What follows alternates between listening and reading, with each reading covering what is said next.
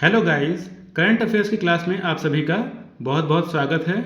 और आज हम पढ़ेंगे करंट अफेयर्स के बारे में। बहुत ही लेटेस्ट टॉपिक्स हैं, तो आप इनके नोट्स ज़रूर बनाइएगा और यहाँ पर आपको डिटेल में भी जानने को मिलेगा। तो स्टार्ट करते हैं हम। यहाँ पर जो फर्स्ट क्वेश्चन है वह है, हाल ही में खोजे गए मिनी मून का नाम क्या है जो लगभग 2 महीने तक पृथ्वी की परिक्रमा करेगा? तो इसका नाम है 2024 PT5। 2024 PT5 एक छोटा क्षुद्र ग्रह एस्टेरॉइड है जिसे हाल ही में पृथ्वी के गुरुत्वाकर्षण ने अपनी कक्षा में कैद कर लिया है और यह लगभग 53 दिनों तक परिक्रमा करेगा। कितने दिनों तक? 53 दिनों तक। इसकी कक्षीय विशेषताओं के कारण इसका भारत से एक अनोखा संबंध है, क्योंकि यह अर्जुन क्षुद्रग्रह पट्टी अर्जुन एस्टेरॉइड बेल्ट से संबंधित है, जिसका नाम महाभारत के वीर पात्र अर्जुन के नाम पर रखा गया है। यह घटना वैज्ञानिक अवलोकन के लिए एक दुर्लभ अवसर प्रदान करती है और खगोल शास्त्र और भारतीय विरासत के बीच सांस्कृतिक संबंधों को उजागर करती है। यह क्षुद्र ग्रह नग्न आंखों से देखने के लिए बहुत धुंधला है और 25 नवंबर 2024 को पृथ्वी की कक्षा से निकल जाएगा। सेकंड क्वेश्चन है आपका, साल 2025 में पहला खो खो वर्ल्ड कप किस देश में आयोजित होगा? तो यह भारत में आयोजित होगा। देखिए, पहला खो खो वर्ल्ड कप वर्ष 2025 में भारत में आयोजित होगा, जिसकी घोषणा kho kho federation of India और इंटरनेशनल खो खो फेडरेशन ने की है। इस आयोजन में 6 महाद्वीपों को 24 देश शामिल होंगे, जिसमें पुरुषों और महिलाओं के लिए 16-16 टीमें होंगी। खेल को बढ़ावा देने के लिए KKFI की योजना 10 शहरों के 200 स्कूलों में खो खो को शुरू करने और कम से कम 50 लाख खिलाड़ियों को पंजीकृत करने की है। इस टूर्नामेंट में दुनिया भर के शीर्ष एथलीटों के साथ एक सप्ताह के मैच शामिल होंगे, जिसका उद्देश्य खो खो को अंतर्राष्ट्रीय स्तर पर ले जाना है। भारत में जड़ें जमाए खो खो का वैश्विक स्तर पर विस्तार हो चुका है, जिसमें 54 देश इस खेल में भाग लेते हैं।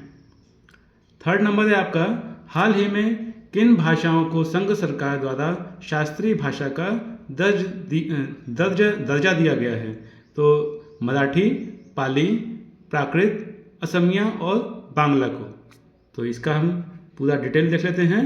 भारत के प्रधानमंत्री के नेतृत्व में केंद्रीय मंत्रिमंडल ने मराठी, पाली, प्राकृत, असमिया और बांग्ला को शास्त्रीय भाषा का दर्जा देने की मंजूरी दी है। यह मान्यता भाषाविदों की विशेषज्ञ समिति द्वारा निर्धारित मानदंडों पर आधारित है। भाषा में गद्य सहित ज्ञानवर्धक ग्रंथ, कविता और शिलालेखीय प्रमाण भी होने चाहिए। अन्य मान्यता प्राप्त शास्त्रीय भाषाएं हैं तमिल 2004, संस्कृत 2005, तेलुगु 2008, कन्नड़ 2008, मलयालम 2013 और उड़िया जो है वह 2014।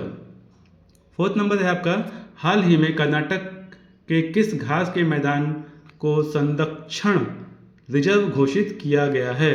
तो हेसर घट्टा घास का मैदान। कौन सा? हेसर घट्टा घास का मैदान।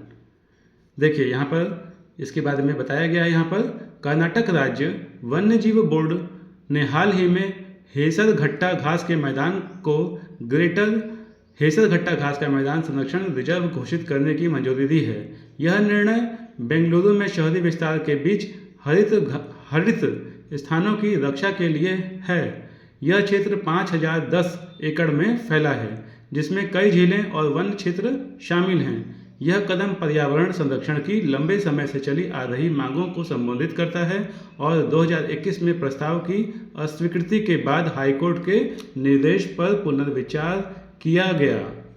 ओके, अब हम आगे हैं 5th नंबर पर, जो कि है सेना कमांडरों के सम्मेलन 2024 का पहला चरण कहाँ आयोजित किया गया? तो यह गंगटोक में आयोजित किया गया।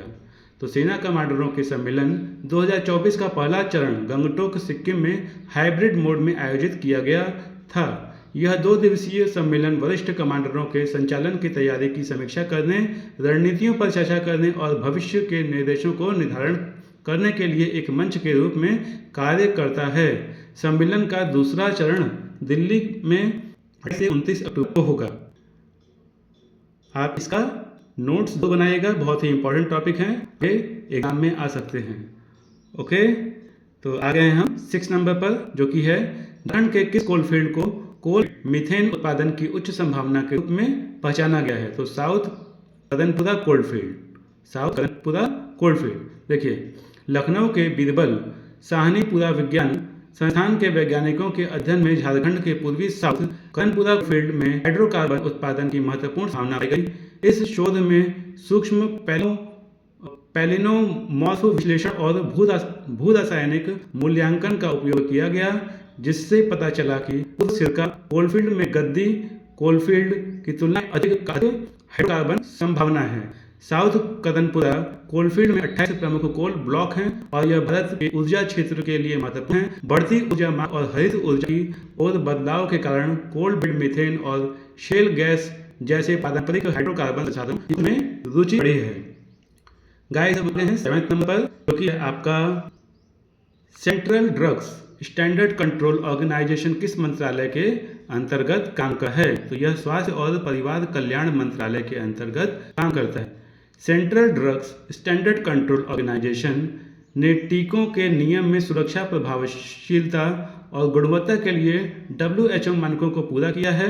CDSCO भारत के चिकित्सा उपकरणों के लिए राष्ट्रीय नियामक प्राधिकरण है, जो स्वास्थ्य और परिवार कल्याण मंत्रालय के अंतर्गत कार्य करता है। भारत के ड्रग्स कंट्रोलर जनरल CDSCO के प्रमुख हैं और इसका मुख्यालय नई दिल्ली में है। CDSCO की जिम्मेदारियों में नई दवाओं की मंजूरी, क्लिनिकल परीक्षण, दवा मानक, आयात, गुणवत्ता और नियंत्रण और राज्य नियामकों के साथ समन्वय शामिल हैं। यह राज्य प्राधिकरण के साथ मिलकर रक्त उत्पादों और टीकों और IV तरल पदार्थ महत्वपूर्ण के लिए लाइसेंस भी प्रदान करता है।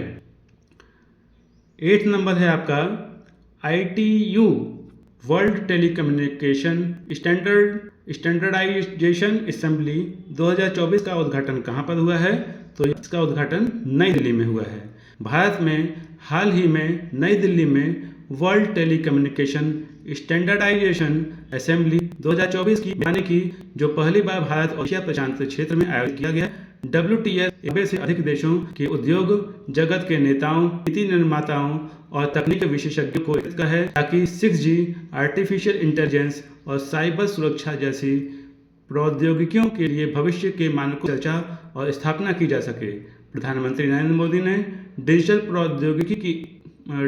प्रौद्योगिकी में एक गतिशील खिलाड़ी के रूप में भारत की भूमिका पर जोर देते हुए दूरसंचार और डिजिटल बुनियादी ढांचे में इसकी गति को उजागर किया, जिसमें मोबाइल निर्माण और कनेक्टिविटी पहलों में महत्वपूर्ण वृद्धि शामिल है। गाइस, अब हम आ गए हैं 9th नंबर पर, ध्यान से सुनिएगा। किस अंतरिक्ष संगठन ने बृहस्पति के चंद्रमा का अन्वेषण करने के लिए यूरोपा क्लिपर मिशन लॉन्च किया है? तो नासा ने किया है। किसने किया है? नासा ने किया है।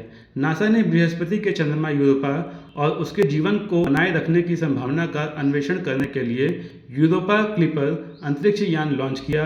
यह अंतरिक्ष यान लगभग 10 साल के मिशन में 3 अरब मीटर की यात्रा करा। माना जाता है कि यूरोपा की बर्फीली सतह के नीचे लगभग 120 किलोमीटर गहरा महासागर है। 2013 में हबल ने यूरोपा पर गीजर की खोज की, जो थर्मल वेंट का संकेत देते हैं, जो जीवन का समर्थन कर संकेत देते हैं। यह मिशन इन वेंट्स का अध्ययन जीवन के संकेतों के लिए करेगा। यूरोपा क्लिपर नासा का सबसे बड़ा अंतरिक्ष यान है, जो सौर पैनलों से संचालित होता है और इसका बजट 5.2 बिलियन है। बहुत ज़्यादा बजट है इसका। तो अब हम आगे हैं स्टूडेंट्स 10th नंबर पर, जो कि है आपका सोलिगा जनजाति मुख्य रूप से किन राज्यों में निवास करती है? तो यह तमिलनाडु और कर्नाटक राज्य में निवास करती है। कर्नाटक के चामराजनगर जिले में सोलिगा जनजाति के लिए स्वच्छ पेयजल एक बड़ी चुनौती है। सोलिगा तमिलनाडु और कर्नाटक के आदिवासी वनवासी हैं, जिन्हें प्रकृति के साथ गहरे संबंध के कारण बांस के बच्चे कहा जाता है। वे बिलगिरी, रंगना हिल्स और माले महादेश्वर हिल्स के पास रहते हैं। सोलिगा बाघ अभयारण्य में वन अधिकारों को कानून रूप से मान्यता प्राप्त करने वाला पहला जनजातीय समुदाय था। 2011 की जनगणना के अनुसार कर्नाटक में उनकी जनसंख्या लगभग 33,871 और तमिलनाडु में 5,965 है। वे शोलगा, कन्नड़ और तमिल बोलते हैं। उनकी अर्थव्यवस्था झूम खेती, वन उत्पाद संग्रह और भोजन हेतु वन्यजीव पर निर्भर करती है, जिसमें शहद प्रमुख खाद्य स्रोत हैं। गाइस, उम्मीद करते हैं कि आपको वीडियो पसंद आया होगा। वीडियो पसंद आया हो तो लाइक कीजिएगा, चैनल को सब्सक्राइब कीजिएगा, बेल आइकन पर क्लिक कीजिएगा, ताकि जब भी मैं करंट अफेयर से कोई भी लेटेस्ट टॉपिक लाऊं तो वो आप तक समय से पहुंच पाए। और वीडियो को जितना हो सके उतना शेयर कीजिएगा अपने फ्रेंड्स के साथ, अपनी फैमिली के साथ, अपने खास मित्रों के साथ। ओके, तो ऐसे ही नॉलेजेबल कंटेंट पाने के लिए अगर आपने अभी तक चैनल को सब्सक्राइब ना किया हो तो चैनल को सब्सक्राइब कर लीजिएगा। तो गाइस, मिलते हैं हम नेक्स्ट वीडियो में एक नए टॉपिक के साथ, नए करंट अफेयर्स के साथ। Okay, bye bye and take care to all of you. Thank you.